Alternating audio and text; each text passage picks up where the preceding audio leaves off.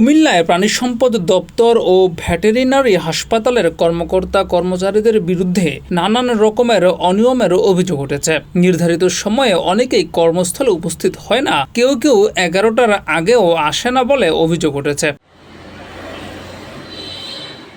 অভিযোগ উঠেছে কক্ষের ভেতরে মোটরসাইকেল রাখার, বাইকের সঙ্গে একই কক্ষে প্রাণীদের দেওয়া হয় চিকিৎসা সেবা।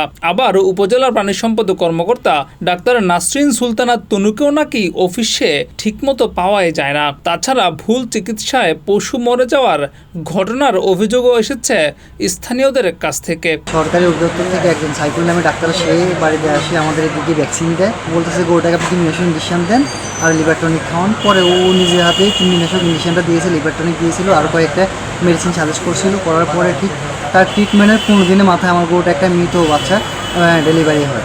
ডেলিভারি হওয়ার পরে আমি ওকে কল করি, অনেকবার ওকে কল করার পর ও আমার কোনো কল রিসিভ করে না। তখন আমি বোরা পানি দপ্তর অফিসে যাই। অফিসে যাওয়ার পরে ওইখানকার যে অফিসারকে জিনিসটা দরখাস্ত করে জানানোর পরে ওনা আমার জিনিসটা দেখতেছে বলে আজকে 15 দিন এই অবস্থায় পড়ে আছে। আমি এখনও এটার কোনো বিচার পাই নাই। আমি এখানে আসলাম দুইবার।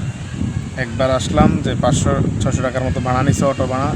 এরপরের দিন আবারও আসলাম, দুইবার টাকা খরচ করে আসলাম। আসার পরও এই চিকিৎসাটা সঠিক পাইলাম না। এখানে আসছি মূলত ভালো চিকিৎসার জন্য, এখানে চিকিৎসাটা পাইলাম না। এদিকে উপজেলার প্রাণী সম্পদ দপ্তরে কোনো ভেটেরিনারি সার্জন বা চিকিৎসক উপস্থিত না থাকায় চিকিৎসা সেবা দিতে দেখা যায় উপজেলা উপসহকারী প্রাণী সম্পদ কর্মকর্তা নুরুজ্জামানকে। তিনি বলেন, আমার 33 বছরের অভিজ্ঞতা রয়েছে। গত 5 বছর ধরে এখানে চিকিৎসা সেবা দিয়ে আসছি। কত বছর ধরে করতেছে? 33 বছর চাকরি।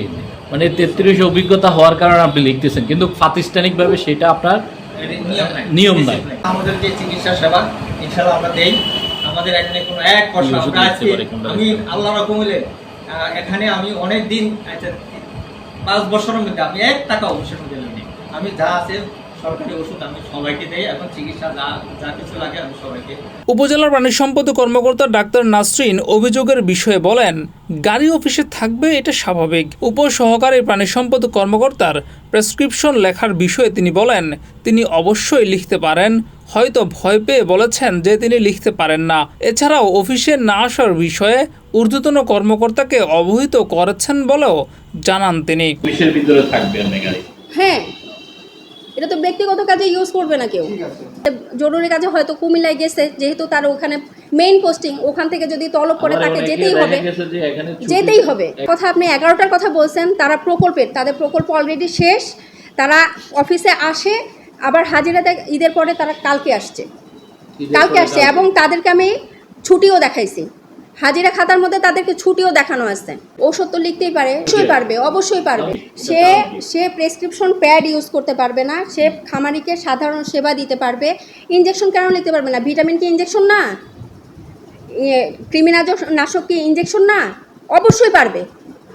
আর ওনার মধ্যে ভয় পেয়ে গেছে হয়তো, এই কারণে আপনাদেরকে বলছেন না আমি লিখতে পারবো না। উনি আজ পর্যন্ত 33 বছর চাকরি, ওনার কোনো প্রেসক্রিপশন প্যাড নাই। জেলা প্রাণী সম্পদ কর্মকর্তা ডাক্তার শামসুল আলম বলেছেন, রুমের ভেতরে বাইক রাখা অবশ্যই সমীচীন নয়, এতে অফিসের সৌন্দর্য নষ্ট হয়।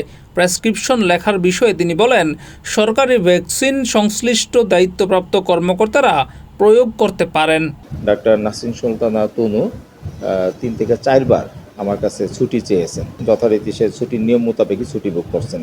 অফিসের আমাদের যে স্টাফরা যারা বাইরে যে আপনার সেবা দেয় জনগণকে, অধিকাংশই তাদের ব্যক্তিগত থাকে, সরকারি বাইকও থাকে। তবে সেই বাইকটা অবশ্যই অফিসের সৌন্দর্য যেন নষ্ট না হয় সেইভাবে রাখতে হবে। রুমের ভিতরে অফিস চলাকালীন সময় রাখাটা অবশ্যই সমীচীন নয়, এটা সৌন্দর্য ব্যাহত হয়।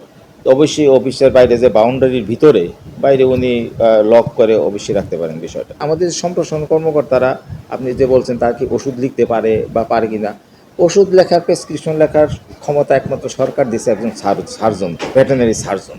উনি আইন মতে বাইরে যদি যান তাহলে হবে কিছু উনি পারেন না। স্থানীয়দের অভিযোগ, দীর্ঘদিন ধরে বরুড়া উপজেলার প্রাণী সম্পদ দপ্তরে চিকিৎসা সেবার মান উন্নয়নে দৃশ্যমান কোনো পরিবর্তন আসেনি। ফলে প্রাণী সম্পদ খাতের সেবা প্রত্যাশীরা ভোগান্তির শিকার হচ্ছেন। জিয়াউর রহমান, যুগের চিন্তা।